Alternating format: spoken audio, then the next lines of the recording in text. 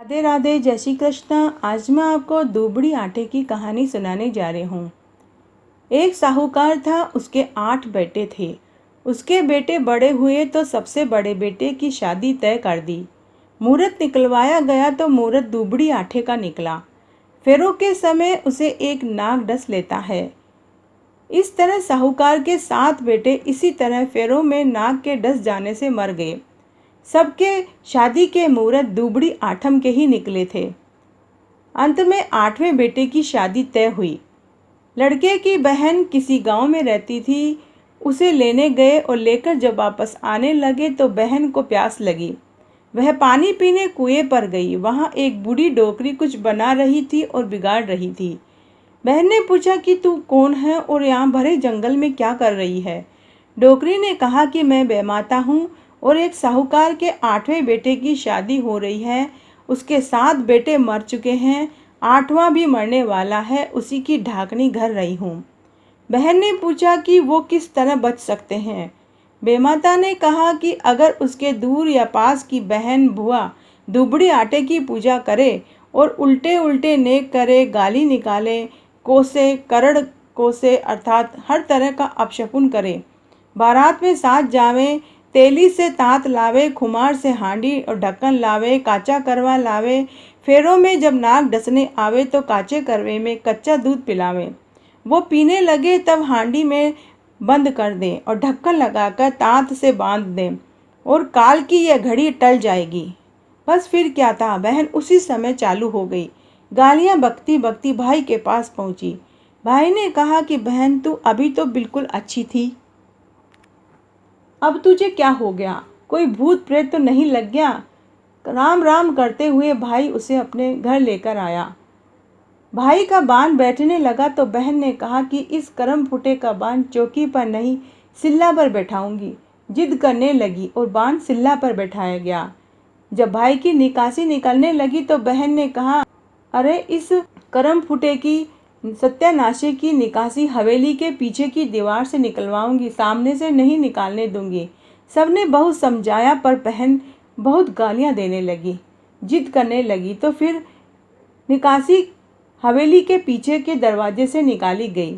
तभी हवेली के सामने का दरवाजा और दीवार भर भरा कर गिर गए। सबने कहा भाई को बहन ने बचा लिया, नहीं तो ये आज मर जाता। अब बहन ने कहा कि मैं बारात में साथ चलूंगी। सभी ने बहुत समझाया कि औरतें बारात में नहीं जाती हैं और इस तरह से तुम गालियां बकोगी तो वहाँ तो बिल्कुल अच्छा नहीं लगेगा, पर बहन नहीं मानी। रास्ते में जब बारात विश्राम करने के लिए एक बड़ के पेड़ के नीचे रुकने लगी तो बहन कहने लगी, इस करम फुटे सत्यानाशी की बारात तो मैं पेड़ के नीचे नहीं ठहरने दूंगी, सब धूप में विश्राम करो। सबने बहुत समझाया पर वह नहीं मानी। तब सभी बाराती धूप में बैठ गए। तभी वह पेड़ भी टूट कर गिर गया। सब बाराती कहने लगे कि यह बहन कुछ न कुछ जानती है, अभी पेड़ के नीचे न जाने कितने आदमी दबकर मर जाते, इसने सबको बचा लिया। जब बारात समधी के द्वार पर पहुंची तो बहन ने जिद की कि तोरण और वरमाला पीछे के दरवाजे से करवाऊंगी, सामने से नहीं करने दूंगी, और आरती चौमुखे दीपक से भी नहीं करने दूंगी। जगमगाते खीरे की थाली भरकर लाओ, उसी से इस करम फूटे सत्यानाशे मेरे भाई की आरती करवाऊंगी। बारातियों ने समधी से कहा कि यह जो कह रही है आप वही करो। तोरण मारते वक्त और वरमाला के समय सामने का दरवाजा भर भरा कर गिर गया और आरती करते समय एक सांप आकर गिरा तो जगमगाते खीरे में जलकर मर गया। अगर वहां खीरा न होता तो सांप खुले को काट लेता। फिर बहन जिद करके फेरों में बैठ गई। सबने कहा कि फेरों में नहीं बैठने देंगे, लेकिन बहन नहीं मानी। बहन ने सांप के आगे कच्चा दूध का करवा रखा। तभी 2 फेरे होते ही सांप आया। सांप दूध पीने लगा तो बहन ने उसे तांत से बांधकर हांडी में डालकर ढक्कन लगा दिया और पैर के नीचे दबा लिया। थोड़ी देर बाद नागिन सू साती फू फाती आई और बोली, पापन हत्यारन, छोड़ मेरे सांप को। बहन ने कहा, तू तो एक घड़ी में ही दुखी हो गई, मेरी तो 60 भाभियां इतने बरसों से दुखी बैठी हैं, तू उनका दर्द क्या जाने। सरपनी ने कहा, जा, मैंने तेरे इस भाई को छोड़ दिया। बहन ने कहा, अगर छोड़ना है तो मेरे सातों भाइयों को जीवित करो, तभी मैं सांप को छोड़ूंगी। बहन अपने 8 भाई और भाभियों को लेकर बारात के साथ रवाना हुई। रास्ते में दुबड़ी आटे आई तो बहन ने कहा कि सबको दुबड़ी आटे की पूजा करवाऊंगी, कहानी कहूंगी, सब तैयारी करो। बहन ने गाड़ी रुकवाई, सब नीचे उतरे। वहीं पर पाटा पड़ा था, बेर का पेड़ था, भीगे मोट और पूजन की सारी सामग्री भी उन्हें वहीं मिल गई। बहन ने सातों भाभियों के साथ पूजा की, काटा पासा, कथा कही, फिर भीगे मोट से सबने बायना निकाला। बहन ने भाभियों से कहा कि हमेशा भादो सुदी आठों की दुबड़ी की पूजा करना, काटा पासना, पूजा करना, कथा कहना।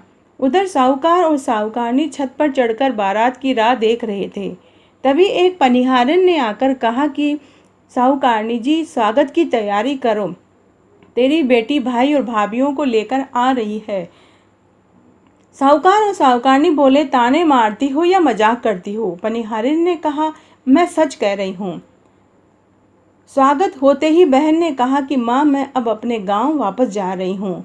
बेटी, कुछ दिन तो अपने भाभियों के साथ रहो। बहन ने कहा, माँ, पूत पालने में, साजन सेज में, गाय ग्वाड़े में, भैंस बाड़े में, छाछ बिलौने में, दूध चूल्हे पर छोड़कर भागी चली आई हूँ भाई को बचाने के लिए। मेरे बहुत काम है, मैं रुक नहीं सकती। भाइयों ने बहन को खूब सारा धन दिया और ससुराल छोड़कर आए। दुबड़े आठे माता, जैसे आपने उन सबका भला किया वैसे सबका करना, कहने वाले को, सुनने वाले को और हुकारा भरने वाले को। घटती हो तो पूरी हो, पूरी हो तो परवान चढ़े, भूले बिसरे नाम तेरे भंडार में भरे। तो आज मैंने आपको दुबड़ी आटे की एक पौराणिक कहानी सुनाई। अगर आपको ये पसंद आती है तो अपने दोस्तों और रिश्तेदारों में ज़्यादा से ज़्यादा शेयर करके पुण्य कमाएं। धन्यवाद।